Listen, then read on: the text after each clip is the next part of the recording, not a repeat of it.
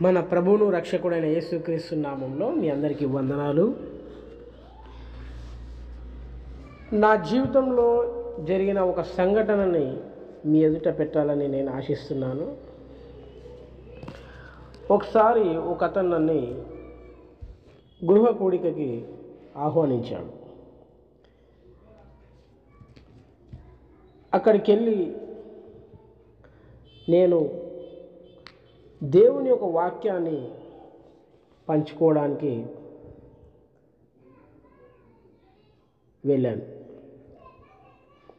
వాక్యం మొదలుపెట్టే ముందే, ఆరాధన మొదలు కాకముందే అక్కడ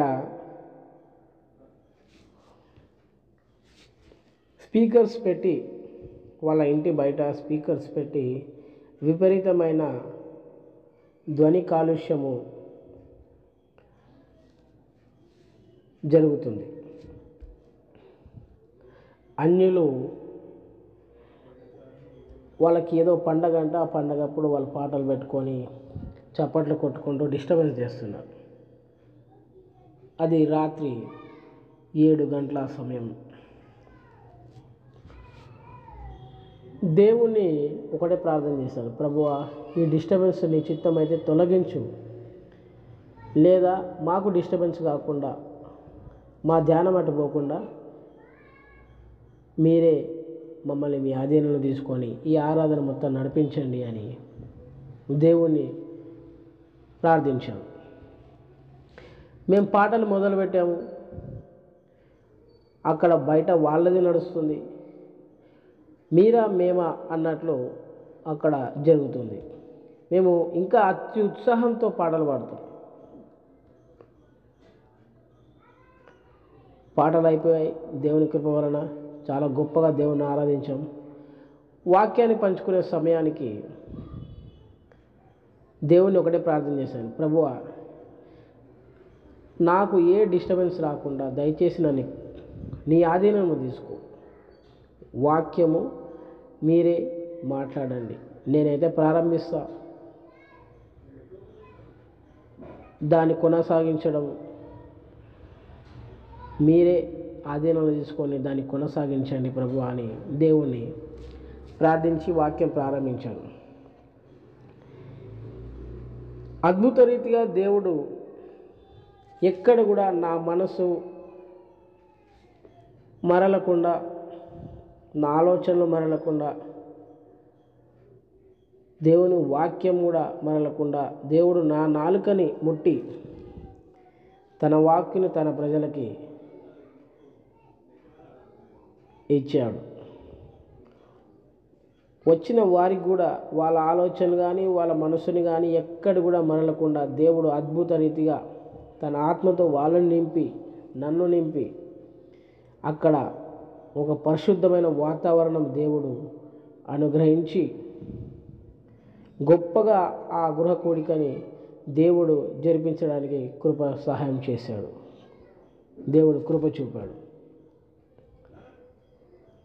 చూడండి, కీర్తనలు 5వ అధ్యాయము 11వ వచనము, నిన్ను ఆశ్రయించు వారందరూ సంతోషించుదురు, నీవే వారిని కాపాడుదువు గనుక వారు నిత్యము ఆనందధ్వని చేయుదురు. దేవుణ్ణి ఆశ్రయిస్తే సంతోషము కలుగుతుంది. దేవుణ్ణి ఆశ్రయించిన వారిని దేవుడు కాపాడుతాడు. దేవుడు కాపాడిన తర్వాత నీవు రక్షింపబడినప్పుడు నీవు దేవుని యొక్క ఆనందధ్వని చేస్తావు. మా జీవితంలో ఆ రోజు అదే జరిగింది.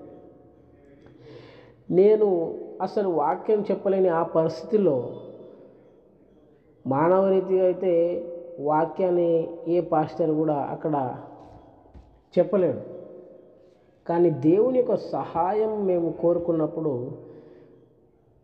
దేవుడు వచ్చి అక్కడ ఆరాధనని లీడ్ చేశాడు, నడిపించాడు. నీవు కూడా నీ సమస్యలో దేవుని సహాయాన్ని ఎప్పుడైతే అడుగుతావో, దేవుని సన్నిధిని ఆశ్రయిస్తావో, దేవుణ్ణి ఎప్పుడైతే తండ్రి అని పిలుస్తావో, దేవుని చెయ్యిని ఎప్పుడైతే పట్టుకుంటావో, దేవుని వైపు ఎప్పుడైతే తిరుగుతావో, దేవుని వైపు ఎప్పుడైతే నడుస్తావో,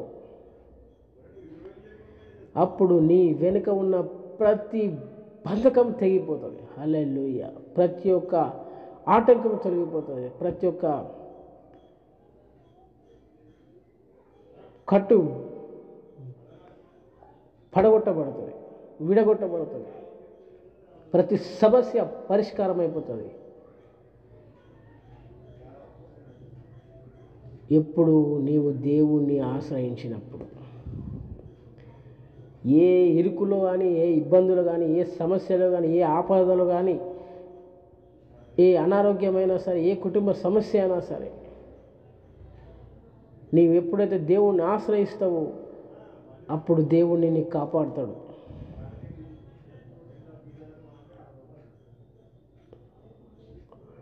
అప్పుడు నీవు ఆ యొక్క ఆనందాన్ని పట్టలేక దేవుణ్ణి స్తుతిస్తావు, దేవునిలో ఆనందిస్తావు.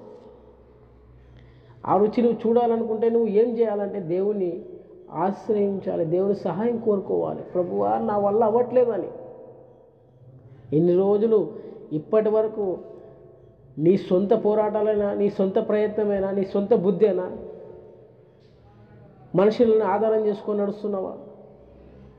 ఆ మనిషి ఏంట తిరుగుతున్నావు, ఈ మనిషి ఏంట తిరుగుతున్నావు, ఆ మనిషిని బతిమాడుతున్నావు, ఈ మనిషిని బతిమాడుతున్నావు, నీ బంధువులని, నీ స్నేహితులను అందరిని అడుగుతున్నావు.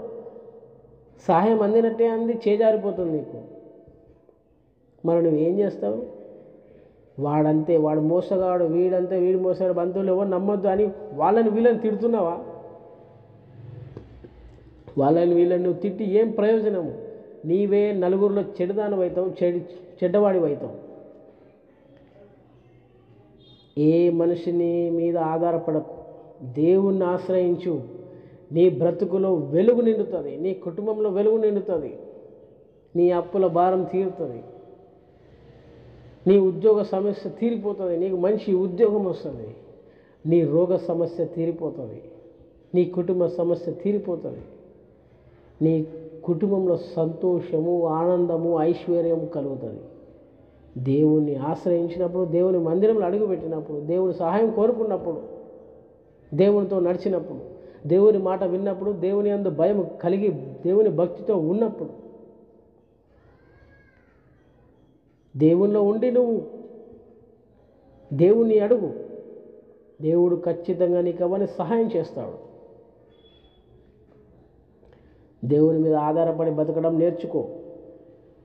దేవుని యందు నడవడం అలవాటు చేసుకో. ప్రతిరోజు వాక్యంలో పాలు పంచుకో, ప్రార్థనలో పాలు పంచుకో. విశ్వాసంలో ముందడుగు, అడుగు మీద అడుగు వేస్తూ ఉండు. విశ్వాసాన్ని వదలకు. ఖచ్చితంగా దేవుడు నీకు సహాయం చేయనుగాక. ఆమేన్.